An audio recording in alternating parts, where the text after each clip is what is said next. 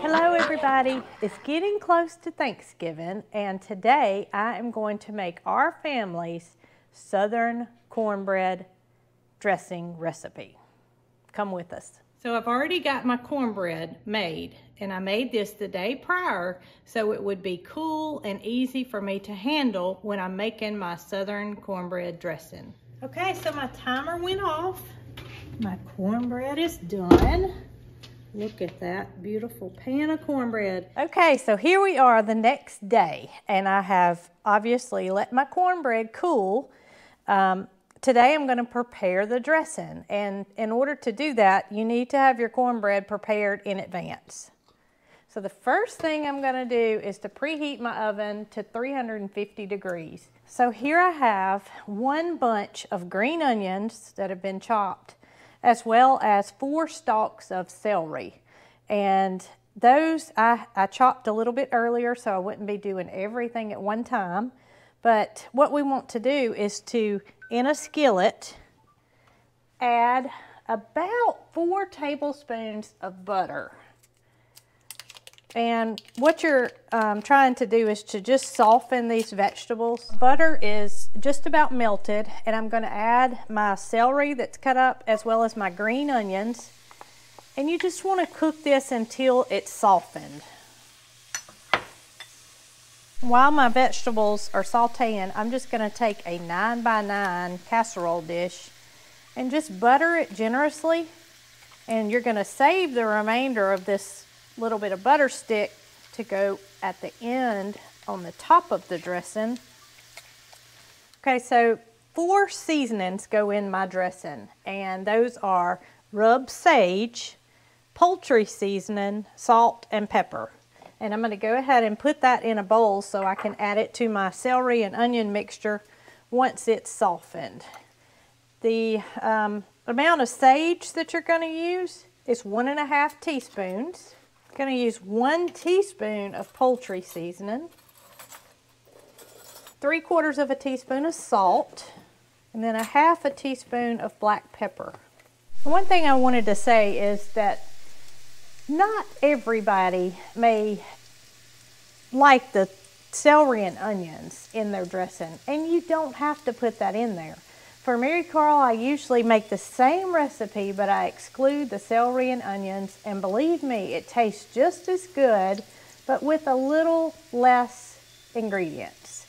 You can also double this recipe if you're feeding a larger family. For just us 3, or with my mom, it's 4. This is ample amount for us, but if you want to make it in advance, even freeze it. You can freeze this in a Ziploc bag, and it freezes very well. And then the morning of Thanksgiving, pop it in your baking dish and cook it on 350 for about 30 minutes, and you've got everything prepared in advance. Okay, so my celery and onions have just about softened to where I think they should be. And to this mixture, I will add my seasonings that I have already measured out and prepared.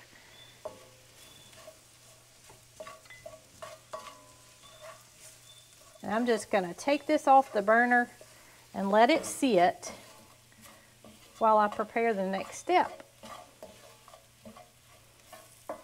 I wish I could smell this, because this mixture alone just gives you the feeling that Thanksgiving is near. It just, man, it just smells so good. Okay, so I'm going to have 2.5 cups of chicken stock poured into my measuring cup. It may take a little more. It may take up to 3 cups, but we're going to start out with 2.5 and add that to our cornbread mixture and see how this does. Okay, so here I have my cornbread mixture, which is actually pre-made cornbread. And what I'm going to do is I'm just going to start crumbling it up. And you want to make this mixture as fine as possible. And since it's cooked the day before, you don't have any issues of heat. And it's very easy to crumble. And that's why I wanted you to prepare that cornbread in advance so you could take care of everything the day that you're making the dressing. It may take you a few minutes to get all the all the hard pieces broken up, but you can see what it's gonna look like. And we're gonna simply add our chicken broth to this. And it's gonna start looking like dressing in just a second. All right, I think this looks pretty good. So I'm gonna go ahead and pour my whole 2½ cups in here. And while that may look like a lot of liquid, once we get it all mixed up and the onions and the celery added to it, it's not gonna be. I think this may be just right. You think this looks really runny and... Okay. Now to this mixture of chicken broth and cornbread, I'm going to add my celery, onions, poultry season, sage, and salt and pepper. Oh my gracious, it's really smelling good now. Woo! Now look, this is just the simplest recipe. You don't have to go out and buy a prepackaged stuffing mix because this is something anybody can do. Literally, anybody. Okay, so now I'm gonna get my prepared 9x9 casserole dish. And I'm gonna pour this into there.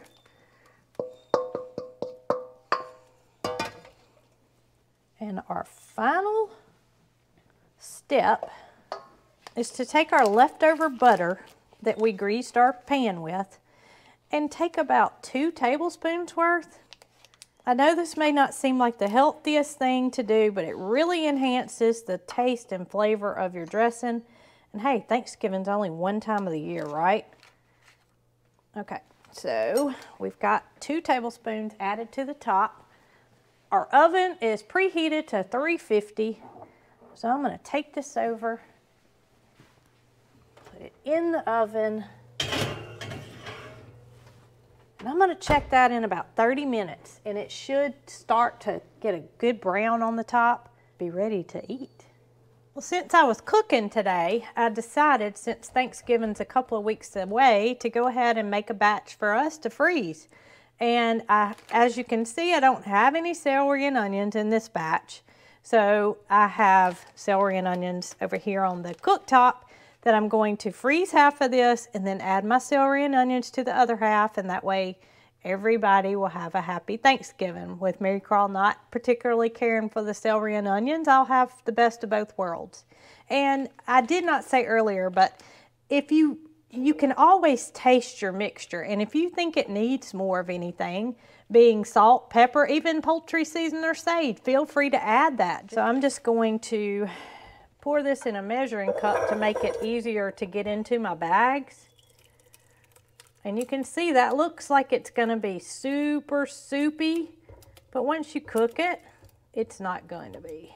And I would say probably give it a couple of days in the refrigerator to thaw out before Thanksgiving, and that way you'll be sure that you won't miss dressing on Turkey Day. All right, let's see a little bit more. And this should make a small pan for Mary Carl, and I'm going to add the celery and onion mixture.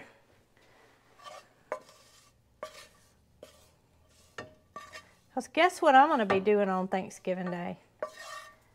I'm not going to be in the kitchen. Well, I'll be in the kitchen, but I won't be preparing food. I'll be heating up food because I'm going to have everything ready before Thanksgiving. That'll make it easy to enjoy time with family. All right.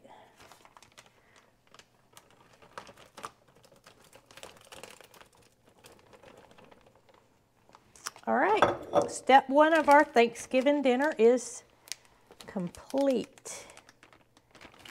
And I'm gonna check on the time on the dressing that's cooking, see if it may be ready. Okay, so it's been about 30 minutes And you can see that it's got a light brown color.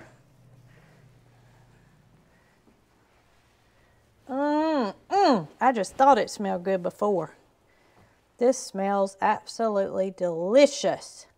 I bet it's going to taste just as good as it smells. I think it's time to give it a taste. All right. Ooh, it's hot. Savory.